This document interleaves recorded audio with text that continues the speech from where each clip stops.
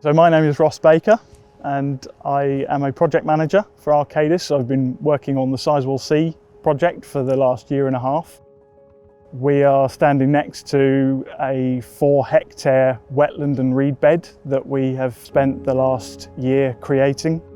We are within about a 47-hectare area that was once intensively farmed arable land, and about 8 years ago it was taken out of use and converted into tussocky grassland.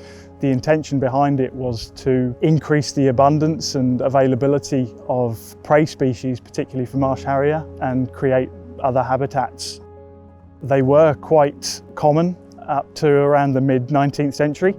Towards the end of the 19th century and early 20th century, to the point where they were essentially extinct in the UK by the early 1970s.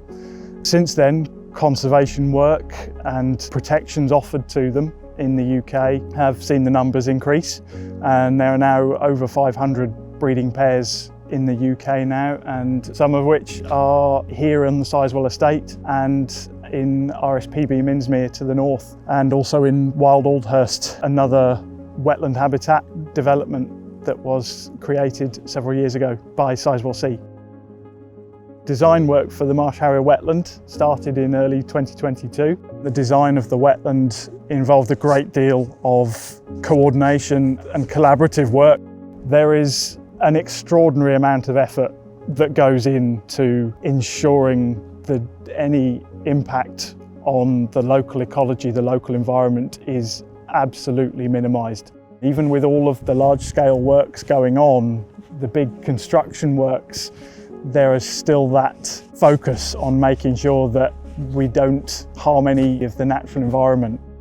It's all quite fresh, quite new, but we are confident that within the next few years, the reeds beds will colonise, will establish, and we will have a very densely populated habitat.